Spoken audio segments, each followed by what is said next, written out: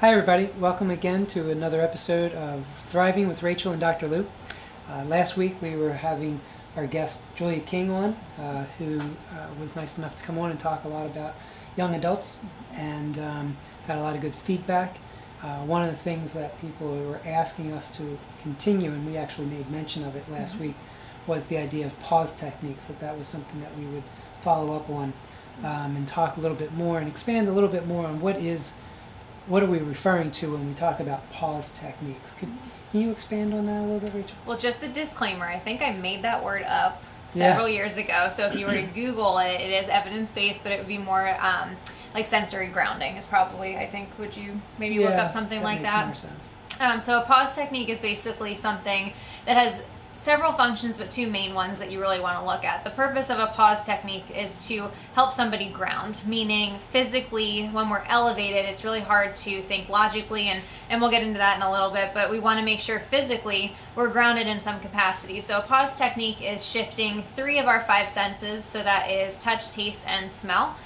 Those parts, the part of our brain that processes those particular senses actually reacts a little bit different than auditory and visual, so those are the ones that we want to tap into. So that might be holding something cold like an ice cube, or eating something sour like a lemon, or smelling something, I don't know, what's Just a smell strong that... scent. Yeah, not necessarily something that's good, but something that's strong. So for me, I love Indian food, I love curry, but it's also a very strong scent when I'm smelling it right out of the jar. So that would be something that could kind of shift your senses if that's something you're not used to smelling all the time. And the purpose of doing those things is, one, we want to shift your attention and blood flow. And the reason that we want to do that intentionally is so that, you know, when we're spiraling, when we're anxious, when we're overwhelmed, it's hard to just make it stop. And so if we can do something that shifts the senses, our blood rushes there. It's no longer focused on maybe where we first were. And our attention has to focus there. It's really hard to ignore a really strong taste in your mouth or a really cold thing on your hands. The second function that it provides is to give us a sense of control. A lot of times with anxiety, depression, irritability, or any other struggles, we're not choosing to feel that way. We're not going out of our way to pick that off of a chart. When we are working on pause techniques, you're kind of convincing your brain that I'm going to cause this discomfort and I'm also going to take it away. So it kind of tricks the brain into thinking that I actually do control physical sensation when I don't actually control it. So I know... To a degree. We can influence it. We can influence right? I can put the lemon in my mouth and I can take it out, but does the lemon taste ever just go away? No, we know it will. Right? Well, we know it will because we have history with, eating things, and we know taste eventually goes away, but in that moment it doesn't actually go away. We didn't control it, we just took away the influencing factor. But our brain interprets it as if we controlled it. And that's something that can feel really empowering in a moment of distress. So I know there's a lot of physiological processes going on when we do any kind of pause technique. And I don't know that people connect that necessarily in the moment. And I'm wondering if you can expand on the brain and how that plays a significant role in doing all of this stuff. And I think a lot of times we think that we don't have control, as you were mentioning, over lots of things, especially our brain. Like our brain is just this thing that's controlling there me. Yeah. But again, there's ways to influence our body, including our brain. And the pause technique is one of those ways to do that. Right.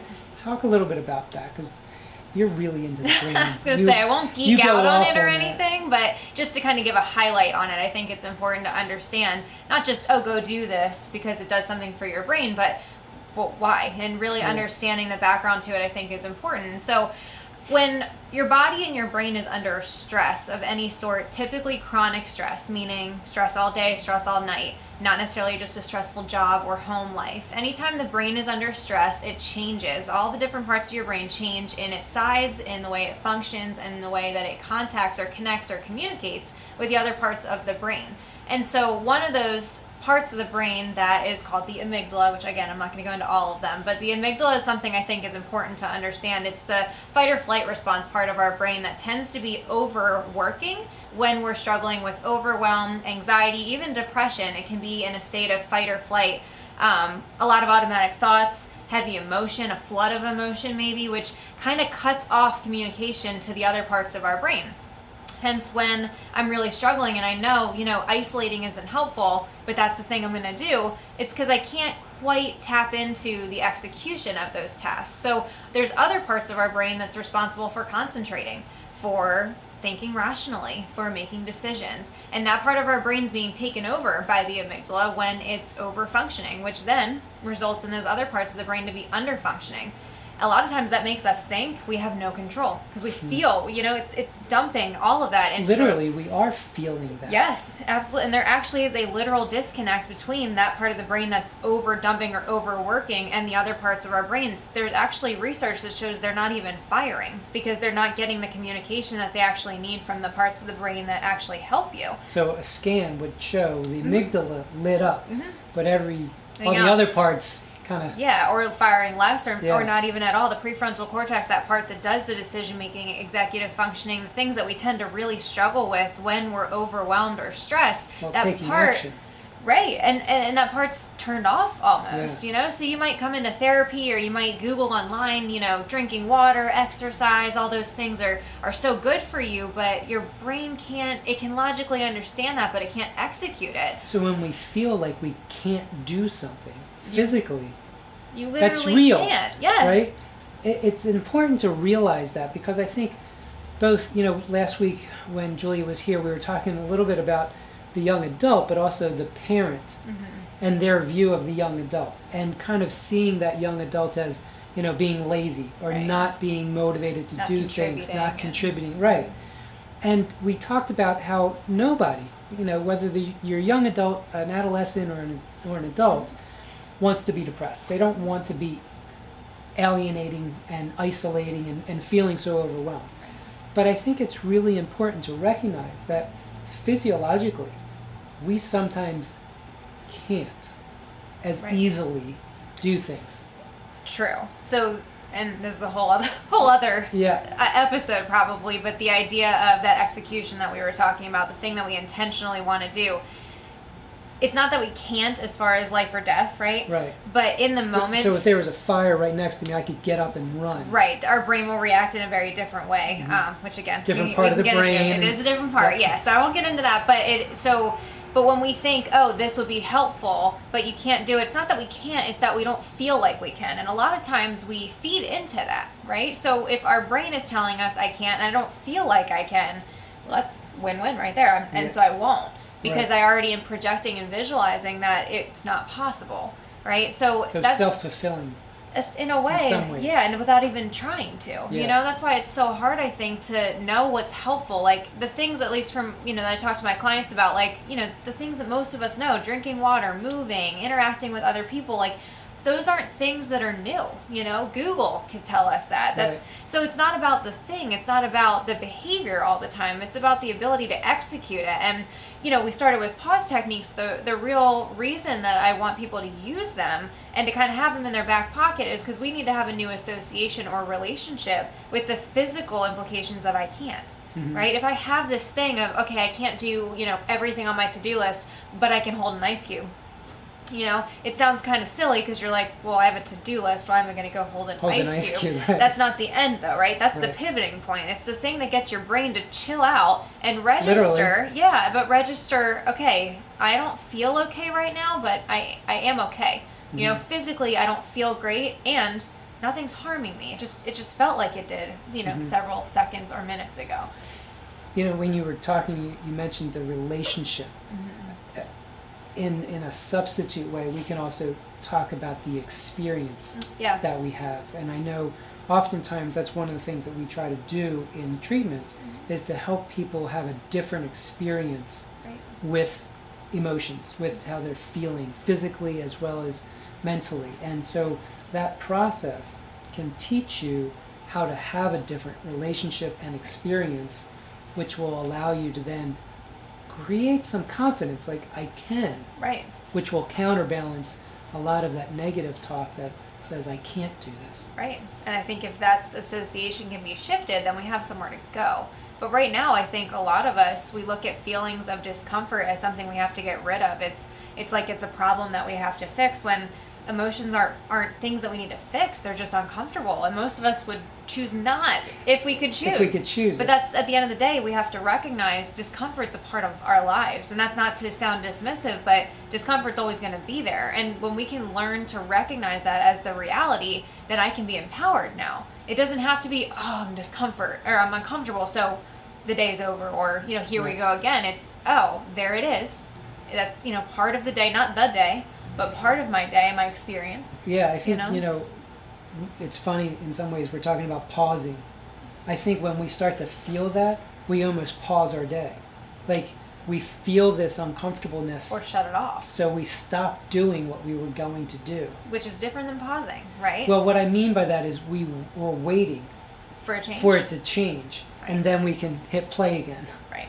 And I think it's you know, ironic in that you're trying to teach yourself to actually pause when we sometimes are pausing life. Right. In order to start life again or to get back to life. Right. But time, you know, like time is not in your control.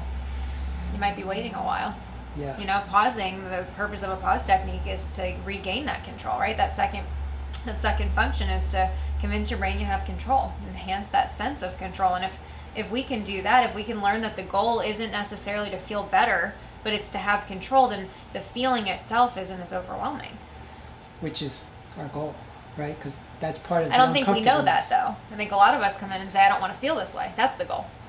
Yeah, good point. But where do you go with that? Yeah. Right? As you were talking, you mentioned several things that we are all familiar with. You know, the idea of moving, interacting with people, drinking water, sleeping well, right? These are all things that we know contribute to better health, physical, mentally. And so in some ways, these are preventative. Proactive. You like that word better? Preventative makes it sound like we're trying to stop something from happening. So I like proactive is that I'm living this way just to live this way. But well, semantics. Tomato. To your point, it's proactive. We're taking charge. Right. As a way so that we can experience life and feel things the way we would choose. Experience things the way we choose? Yeah. Yes. What's your point now? No, it's okay. Go ahead. No, go ahead. You want to pick on that? Well, because we can't choose how we feel. We can influence it. We can change all the things. Isn't that choosing it? If I think I can choose it, then it's my fault. After the fact. No. What I mean is we can choose to do something with that. We can choose a response, yes. Yeah. Right. So, correct. Okay. All right. You're right. You're not, Not because right or you're wrong. true. I mean, nobody's choosing to be depressed. I'm not trying to imply I didn't think you were. What I'm pointing out is that we actually have more control than we think we do. And when I say we can choose to do something with that, even though we may feel overwhelmed because the amygdala is all lit up and it's keeping us from feeling like we can do something or that we want to do something, we actually can. It takes more work. Right. And if we do these proactive things, maybe when that happens, it'll be easier for us to do that, to create that shift and to use that pivot. Absolutely. I mean, for more reasons than you're alluding to, yeah. Because, I mean, if we were to go back to the brain, which I won't harp on longer, but, you know, those 5 things that you mentioned, you know, the interaction, the sleep, the water, the food, the movement, all of those things, they generate stimulation in our brain. And if we're not doing those things, the brain's not functioning even at the minimal capacity. So we're all over here trying to feel better, but we're dehydrated, we're overeating, we're oversleeping. Your brain's like, what is happening? It doesn't even have a baseline, you know? And that's important to understand, not just drink water because you're supposed to, or because my doctor says so. But I know you talk about this all the time. Explain again why it's important to drink water. Because water is probably one of the most powerful things we can do. But we underestimate it because we don't know. We're just like, oh, well, I'm supposed to. I'm supposed to stay hydrated. But not just because you're supposed to stay hydrated. Water, or your blood, majority of your blood is made up of water. If you don't have water, your blood gets thick. your blood is Which thick, slows everything it down. takes so much more energy for your body to pump that blood through your body, through your brain. That's why we're so sluggish. That's why you might have muscle fatigue, muscle cramping even, because your body can't process. Your blood can't process what you're taking in. That could be Can't food. move. Food, right? medicine, moving in general, like the physical act of, movement can't happen. And people might say, oh, well, that doesn't happen to me, or it only happens so often, or, I never drink and I only drink, coffee. Good for you. How's that work? How's that working though?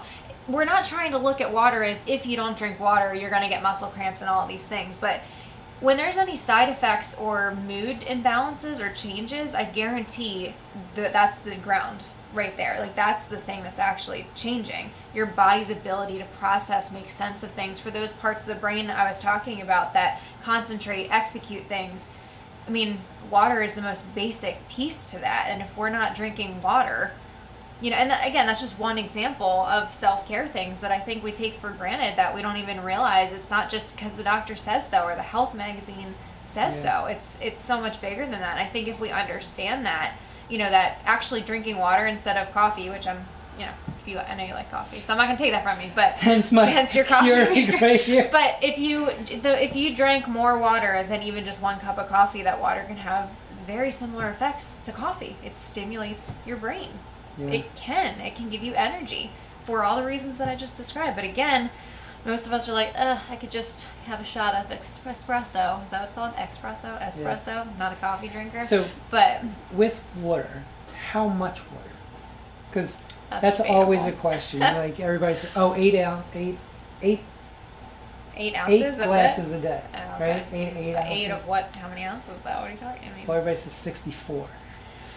It depends. Not 2 gallons. It depends. I don't drink 2 gallons, but it depends. It depends on what your weight is. It depends on your activity level. It depends on how much you're eating, to be honest with you. I was, yesterday I was like, I skipped lunch by accident. I was like barely getting to dinner, and I was still drinking my gallon, all proud of myself, and I was like so lightheaded by the end of the day. Not just because I wasn't eating, but because my electrolytes were out of balance, because I was drinking all my water, yay, but not eating. And so, that's something we have to be mindful of too. So I don't really want to ballpark it, really. I mean, a lot of studies say half a gallon, but again, who's that for who?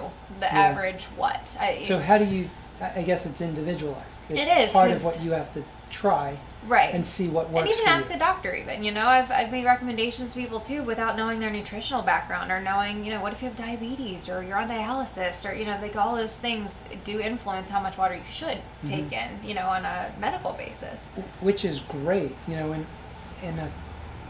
Next month, I think we're going to have somebody from medical it's background. not confirmed, Yes. but somebody from the medical background, and so we can ask her a little bit about that. But my question had to, you mentioned the idea, talk to your doctor. Depending on your doctor, you might get different answers. Sure. Which is really frustrating. You hope that everybody is kind of going to give you the same consistency. It's kind of like going to a therapist, 3 different therapists, and you get 3 different diagnoses, right? Like, well, what is the problem? Yeah, what is it? What am I working on? Yeah. But I think it's important that you ask the question, have the conversation, understand it, and try it yourself. Right. I think a lot of times we don't realize what's within our control.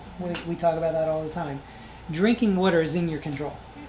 Trying to have 2 glasses or 3 glasses a day or more, and then kind of evaluating how do you feel. Now, I know a lot of times people will say, well, I tried that yesterday, I didn't feel any better. And I tell people that, just to kind of give an analogy of the treatment process, is a lot of times we just think the treatment process is like when I'm dehydrated and chugging water, except in reality, if you're dehydrated, you're on an IV. People don't understand the process that it takes. It has to get into your body. It's kind of like when you're when you're dehydrated or you're hungry, it's like too late. Like, your body's already depleted, right? So when you're thirsty,